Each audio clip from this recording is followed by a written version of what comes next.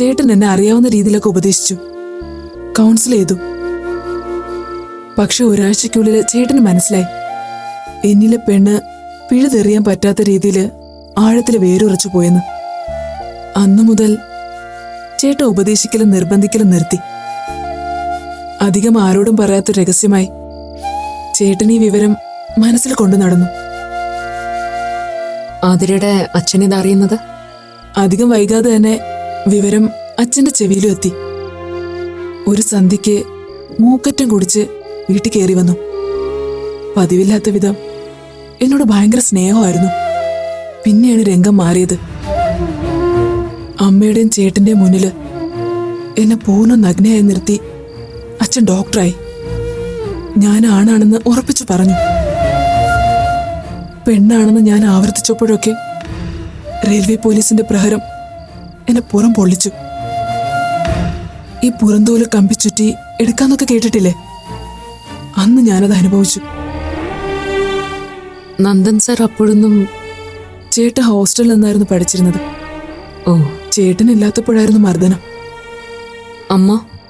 അച്ഛനനുസരിച്ച് മാത്രം ശീലമുള്ള അമ്മയ്ക്ക് എന്ത് ചെയ്യാനാവും?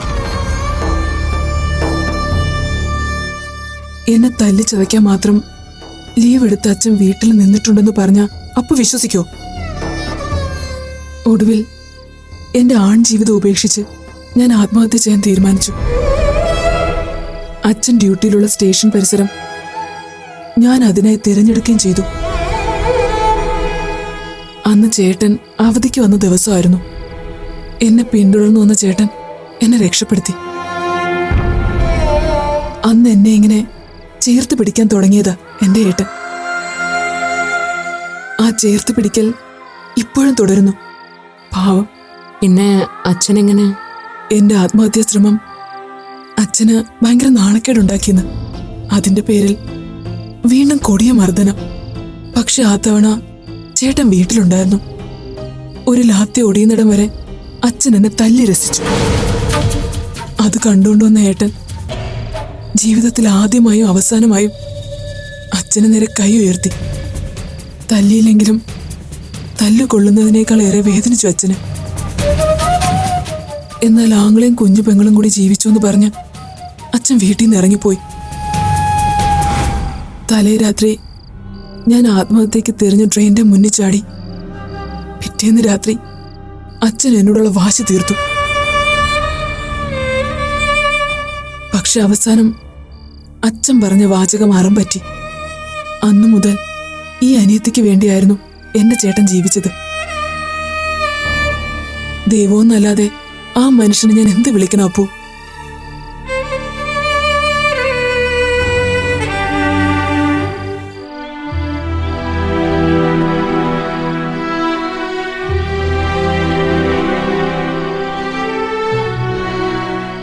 ആ, താനിതുവരെ കിടന്നില്ലേ? എന്തുപറ്റി? ഞാനൊരു കഥ കേൾക്കായിരുന്നു. അല്ല, മനസ്സുകൊണ്ട് അത് നേരിട്ട് കാണുമായിരുന്നു.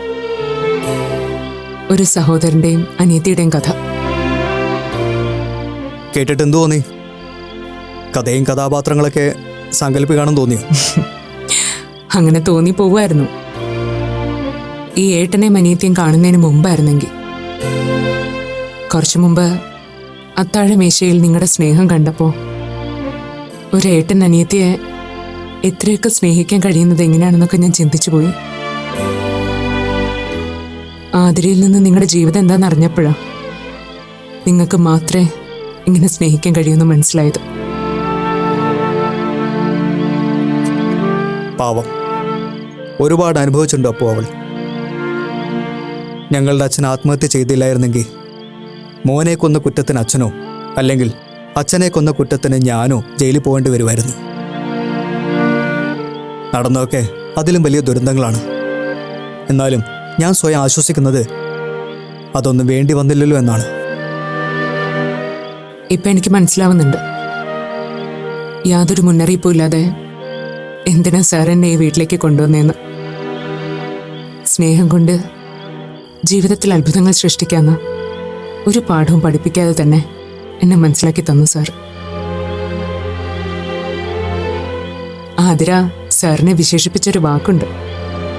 അവളുടെ ചേട്ടൻ അവളുടെ കൺകണ്ട ദൈവമാണെന്ന്. 100% ശരിയാണ് സർ. സാറിനെ പോലെ ഹൃദയശുദ്ധിയും ആത്മാർത്ഥതയും ഉള്ളവരെയാ അക്ഷരം തെറ്റാതെ അങ്ങനെ വിളിക്കേണ്ടത്. ആതിര അവളുടെ ഏട്ടനോടുള്ള സ്നേഹം അങ്ങനെ പ്രകടിപ്പിക്കുന്നേ ഉള്ളൂ. എന്നുവെച്ച് ഞാനൊരു അത്ഭുതം പ്രവർത്തിച്ചിട്ടില്ല. അപ്പോൾ എല്ലാവരും അവളെ തിരുത്താനും തകർക്കാനും ശ്രമിച്ചപ്പോൾ ഞാൻ അവളുടെ മനസ്സിനൊപ്പം നടന്നു. അവളിൽ എന്നെ തന്നെ കാണാൻ ശ്രമിച്ചു. ആ ശ്രമം വിജയിച്ചു. അത്രയേ ഉള്ളൂ. നാളെ വിജയ് പണിക്കർ എന്ന VPക്ക് ഒരു നന്ദകുമാറായി മാറാവുന്നതേ ഉള്ളൂ. അതിന് അദ്ദേഹം ആദ്യം അപ്പുവിൻ്റെ മനസ്സ് മനസ്സിലാക്കിയാൽ മാത്രം മതി. അതിനൊരിക്കലും VPക്ക് സാധിച്ചിട്ടില്ല, ഇനിയൊട്ടും സാധിക്കുകയില്ല. അങ്ങനെ എഴുതിത്തള്ളാൻ വരട്ടെ. അത്ഭുതങ്ങൾ സംഭവിക്കുന്നത് മുന്നറിയിപ്പുകളില്ലാതെയാണ്. അപ്പുവിനെ തുറന്ന മനസ്സോടെ സ്വീകരിക്കാൻ VPയും നാളെ ഒരു കാലത്ത് തയ്യാറായേക്കും. അതിനുവേണ്ടിയാണ് നമ്മൾ ശ്രമിക്കുന്നത്. അതിന് ഏറ്റവും കൂടുതൽ നന്ദി പറയേണ്ടത് അപ്പുവിൻ്റെ അമ്മയോടാണ്. സാർ എപ്പോഴെങ്കിലും സ്വന്തം കഥ ദക്ഷയോടോ അഗ്നിയോടോ പറഞ്ഞിട്ടുണ്ടോ? ഇല്ല. അപ്പോ അവരൊക്കെ ആതിരയെ പോലെ, അല്ലെങ്കിൽ ആതിരയേക്കാൾ കൂടുതൽ ശാരീരികവും മാനസികവുമായ പീഡനങ്ങൾ സ്വന്തം വീട്ടുകാരിൽ നിന്നും ഏറ്റുവാങ്ങിയിട്ടുള്ളവരാണ്. അവരനുഭവിച്ച വേദനയ്ക്ക് മുമ്പിൽ ഈ ഏട്ടൻ്റെയും അനിയത്തിയുടെയും കഥയ്ക്ക് വലിയ പ്രസക്തിയില്ലെന്ന് എനിക്കറിയാം. പക്ഷേ അപ്പോൾ അങ്ങനെയല്ലായിരുന്നു. അതുകൊണ്ടാണ് ഇങ്ങനെയും ജീവിതങ്ങളുണ്ടെന്ന്, ചേർത്ത് പിടിക്കലുണ്ടെന്ന് മനസ്സിലാക്കാൻ അപ്പൂനെ ഞാൻ ഇവിടേക്ക് കൂട്ടിക്കൊണ്ടുവന്നത്. അതിന് പ്രയോജനം ഉണ്ടായെന്ന് തന്നെയാണ് എൻ്റെ വിശ്വാസം. കഥകളൊക്കെ കേട്ടപ്പോൾ സാറിനെ ഒന്ന് കാണണമെന്ന് തോന്നി. അതാ ഇപ്പം ഇങ്ങോട്ട് വന്നത്. പോട്ടെ. അപ്പോൾ എന്നെങ്കിലും VP അപ്പൂനെ തുറന്ന മനസ്സോടെ അംഗീകരിക്കുകയാണെങ്കിൽ അന്ന് ഞാൻ അപ്പൂനോടൊരു പ്രത്യുപകാരം ചോദിക്കും. ഓർത്തു വെച്ചോ. Good night Appu. Good night sir.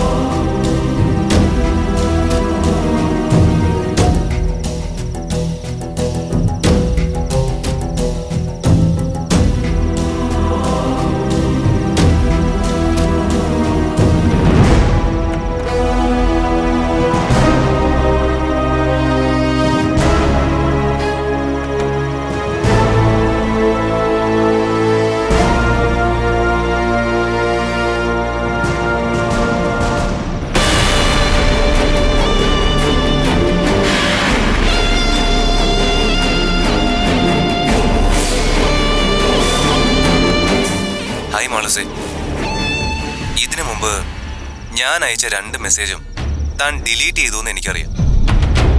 അതിനു മുൻപ് താൻ അത് കേട്ട് കാണുമെന്നും വിശ്വസിക്കുന്നു. ആ 2 മെസ്സേജിലും പറഞ്ഞ കാര്യം തന്നെ ഞാൻ ഇപ്പോഴും ആവർത്തിക്കുന്നു. എന്റെ മനസ്സിൽ ഇപ്പോഴും താൻ തന്നെയാണ്. തന്റെ സ്ഥാനത്ത് മറ്റൊരു പെൺകുട്ടിയെ പറ്റി എനിക്ക് ചിന്തിക്കാനേ കഴിയുന്നില്ല. പലവട്ടം ശ്രമിച്ചു നോക്കിയിട്ടും തന്റെ സ്ഥാനം വേറെ ആർക്കും വേണ്ടി വിട്ടുകൊടുക്കാൻ എന്റെ മനസ്സ് തയ്യാറാവുന്നില്ല. താൻ തന്റെ ഭർത്താവിനോടൊപ്പം സന്തോഷത്തോടെ ജീവിക്കുന്നുണ്ടല്ലോ, അത് കണ്ടപ്പോൾ സന്തോഷമായി. എന്നാലും മനസ്സിലെവിടെയോ ഒരു അസൂയ ആ ഡോക്ടറോട് തോന്നിപ്പോയി. എനിക്ക് വിധിച്ചിരുന്ന പെണ്ണായിരുന്നില്ലേ താൻ. ഇപ്പോഴും അത് അങ്ങനെ തന്നെ വിശ്വസിക്കാനായി എനിക്കിഷ്ടം. താൻ എന്നെ മറക്കില്ല എന്ന് എനിക്ക് നന്നായിട്ടറിയാം. ഇടയ്ക്കൊക്കെ ഇങ്ങനെ വന്ന് ഞാൻ ഓർമ്മിപ്പിച്ചോളാം. ബൈ. ഗുഡ് നൈറ്റ് മാം.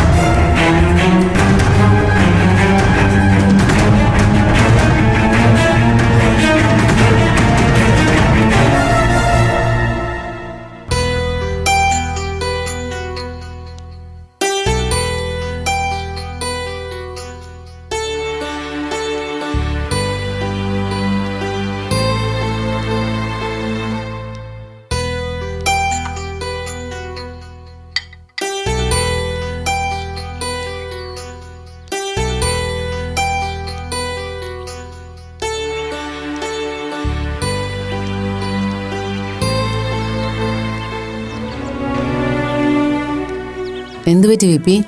എന്താ ഇവിടെ നിൽക്കുന്നത്? എന്തിനാ തനിയെ ഇങ്ങനെ ചിരിക്കുന്നത്? തമാശയുള്ള കാര്യമാണെങ്കിൽ പറ, ഞാൻ കൂടെ കേൾക്കട്ടെ. ഞാൻ പണ്ട് അപ്പുവിനെ 2 വീലർ ഓടിക്കാൻ പഠിപ്പിച്ച കാര്യം ആലോചിച്ചതാ. ആഹാ, വിപിക്ക് അതൊക്കെ ഇപ്പോഴും ഓർമ്മയുണ്ടോ? പിന്നെ അതൊക്കെ മറക്കാൻ പറ്റുമോ? +2 കഴിഞ്ഞിട്ടുള്ള വെക്കേഷൻ അല്ലേ ഞാൻ അപ്പുവിനും മാളൂനും വേണ്ടി ഒരു 2 വീലർ വാങ്ങിച്ചത്. പാവം മാളൂന് അത് ഓടിക്കേണ്ട കാര്യം കേട്ടപ്പോഴേ പേടിയായിരുന്നു. പക്ഷേ അപ്പു ഭയങ്കര ത്രില്ലിലായിരുന്നു. എത്ര പ്രാവശ്യ അവൾ ആ സ്കൂട്ടറുമായിട്ട് ഈ മുറ്റത്ത് വീണിട്ടുള്ളത്. 1-2 തവണ പിന്നാലെ കൂടി ഞാനും വീണിട്ടുണ്ട്. എത്ര തവണ വീണാലും അപ്പുവിനൊരു പേടിയില്ലായിരുന്നു. ഒരിക്കൽ നമ്മളോട് ആരോടും പറയാതെ അവൾ തനിയെ സ്കൂട്ടർ എടുത്ത് സിറ്റി പോയത് ഓർമ്മയുണ്ടോ തനിക്ക്? അന്ന് ലൈസൻസ് ഇല്ലാതെ വണ്ടി ഓടിച്ചതിന് ട്രാഫിക് പോലീസ് പിടിച്ചത്. അതിന്റെ പേരിൽ ഞാൻ അപ്പുവിനോട് പിണങ്ങിയത് എല്ലാം എനിക്ക് ഓർമ്മയുണ്ട്. ഈ ബുള്ളറ്റ് ബർത്ത്ഡേ പ്രസന്റ് ആണെന്ന് പറഞ്ഞ് വിപി തന്നെ അവൾക്ക് വാങ്ങിക്കൊടുത്തത്. അപ്പുവിനോട് പിണങ്ങി വിപി ഒരു ദിവസം വിറ്റു. പിന്നീട് ഇവിടെ നിന്ന് മാറി താമസിക്കാൻ പോയ ദിവസം വാങ്ങിയതിലും കൂടുതൽ കാശ് കൊടുത്ത് വിപിയെ തിരിച്ചു വാങ്ങുകയായിരുന്നു. പക്ഷേ വിപിയോടുള്ള വാശിയിലും ദേഷ്യത്തിലും അപ്പു ഇത് പിന്നെ എടുത്തിട്ടേയില്ല. ഇനി ഇത് അവൾക്ക് പ്രയോജനപ്പെടുന്നു തോന്നുന്നില്ല. ഇപ്പോ അപ്പു ഫിസിക്കലി വളരെ വീക്കാണ്. അവൾക്ക് നല്ല സുഖമില്ല. യൂട്രസ് റിമൂവ് ചെയ്യണമെന്നൊക്കെയാണ് ഡോക്ടർ പറഞ്ഞിരിക്കുന്നത്. സർജറിക്ക് വേണ്ടിയുള്ള ട്രീറ്റ്മെന്റില്ല അപ്പു. അപ്പു എവിടെയാ? അപ്പു ഇവിടെ തന്നെ ഉണ്ട്. വിപിക്ക് അവളെ കാണുന്ന ഇഷ്ടമില്ലാത്തതുകൊണ്ട് വിപിയുടെ മുന്നിൽ അവൾ വരാതിരിക്കുക. വിപിക്ക് അപ്പുവിനെ കാണണമെന്നുണ്ടോ? പറ, അപ്പുവിനെ കാണണമെന്ന് ആഗ്രഹമുണ്ടോ? വേണ്ട, എനിക്ക് കാണണ്ട. വിപി, ഞാനൊരു കാര്യം ചോദിച്ചാൽ എന്നോട് പിണങ്ങുമോ? അപ്പുവിനോടുള്ള ഈ പിണക്കവും ദേഷ്യവും നമുക്കങ്ങ് മാറ്റിയാലോ? വിപിനെ എത്ര എതിർത്താലും അപ്പു അവളുടെ തീരുമാനത്തിൽ നിന്ന് മാറില്ല. ഇനിയിപ്പോ അവളൊരു പെൺകുട്ടിയായി ജീവിക്കുന്നതിലും അർത്ഥമില്ല. അവളുടെ ആഗ്രഹം പോലെ അവളൊരു പുരുഷനായി തന്നെ ജീവിക്കട്ടെ. ഇപ്പൊ തന്നെ മറ്റുള്ളവരത് അംഗീകരിച്ചു കഴിഞ്ഞു. ആണായി ജീവിക്കുന്നത് കൊണ്ട് അപ്പൊ നമ്മുടേതല്ലാതെ ആവുന്നില്ലല്ലോ. വിപി കൂടെ അവൾ ആ മനസ്സോടുകൂടി അംഗീകരിക്കുകയാണെങ്കിൽ ഇപ്പം നമ്മൾ നേരിടുന്ന എല്ലാ പ്രശ്നങ്ങൾക്കും ഒരു പരിഹാരമാവും. അപ്പൂനും അത് വലിയ സന്തോഷമാവും. പഴയതുപോലെ നമുക്ക് 3 പേർക്കും സന്തോഷത്തോടെ സ്വസ്ഥമായിട്ട് ജീവിക്കുകയും ചെയ്യാം. വിപി എന്താ ഒന്നും പറയാത്തെ? ഞാൻ പറഞ്ഞത് സമ്മതമല്ലേ? പറ, നമുക്ക് പഴയതുപോലെ സന്തോഷത്തോടെ ജീവിച്ചൂടെ? എനിക്ക് പഴയ അപ്പൂനെ മതി. ആ അപ്പൂനെ മതി എനിക്ക്. അല്ലാതെ ആരെയും എനിക്ക് കാണണ്ട.